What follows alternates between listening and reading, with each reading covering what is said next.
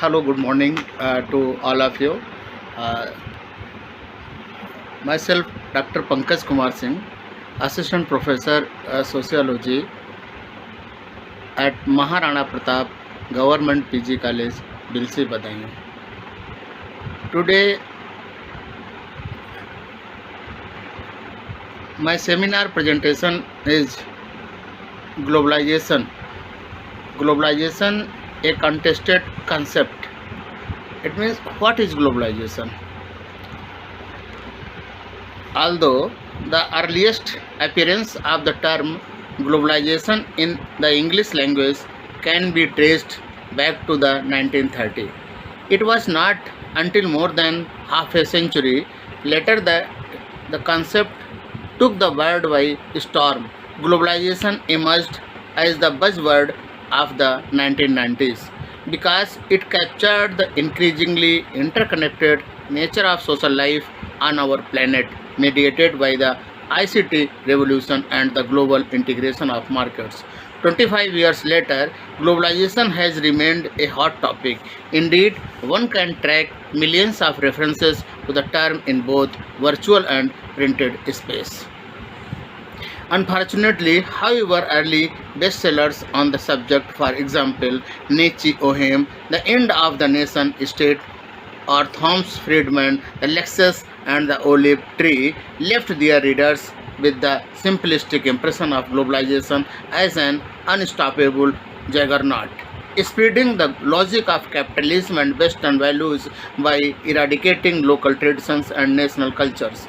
This influential notion of globalization as a ruthless techno-economic steamroller flattening local, national, and regional scale also appeared as the specter of Americanization hunting the rest of the world. Such widespread fears or hopes, depending on how one felt about such homogenizing forces, depended further in the 2000 during the so-called global war on terror spread by the global military superpower, the United States. Moreover, the current public debates about the power, status, and America in the age of Trump and the corresponding rise of BRICS, Brazil, Russia, India, China, and South Africa have done little to soften this popular dichotomy, casting the best against the rest. As a result, many people still have trouble recognizing globalization for what it is, a complex and uneven dynamic linking the local and the national and region to the global, as well as the west to the east and the north to the south.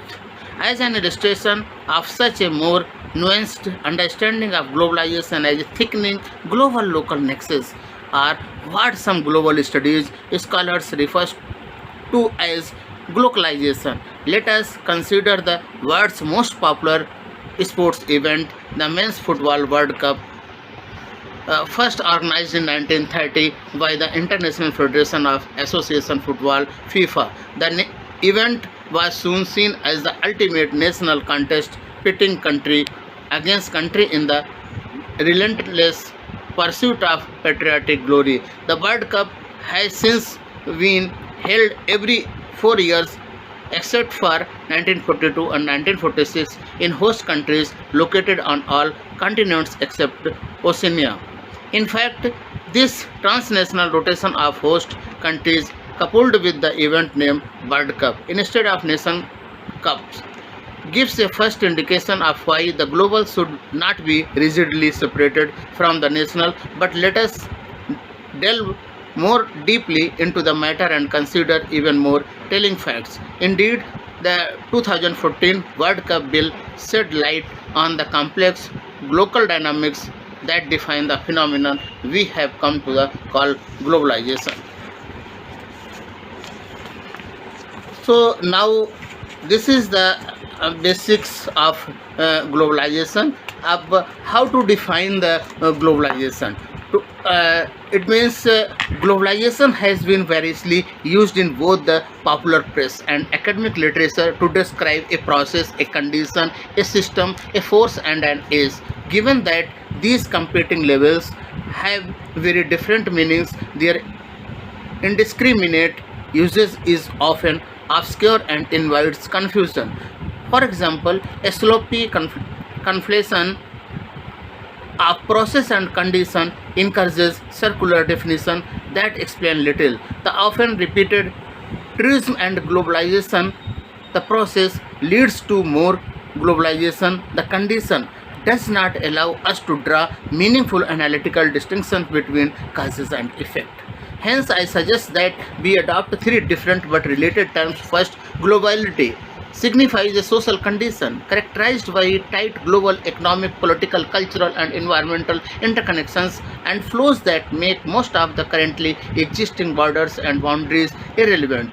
Yet, we should not assume that globality is already upon us, nor does the term suggest a determinate endpoint that precludes any further development.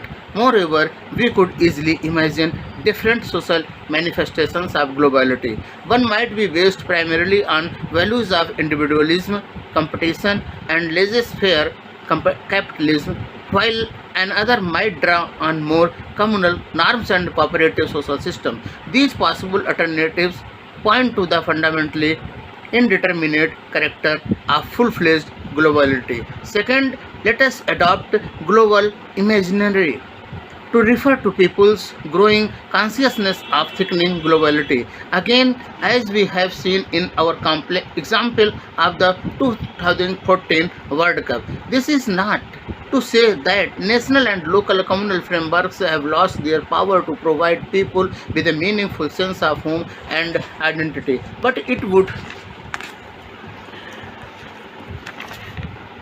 be mistake to close one's eyes to weakening of the national imaginary as it has been historically constituted in the 19th and 20th century. The intensification of global consciousness destabilizes the unsettles the nation-state framework within which people have imagined their communal existence. As we see in the next, globalization is a spatial concept signifying a set of social processes that transform our present social condition of conventional nationality into one of globality. As we noted in our deconstruction of the Brazilian World Cup. However, this does not mean that the national or the local are becoming extinct to irrelevant. In fact, the national and local are changing their character and social function as a result of our movement toward globality. At its core, then, globalization is about shifting forms of human context, like modernization and other verbal nouns, and end in the suffix ization. The term globalization suggests a sort of the dynamics best captured by the notion of the development or unfolding along discernible patterns. Such unfolding may occur quickly or slowly, but it always corresponds to the idea of change, and therefore globalization denotes transformation. Thank you very much.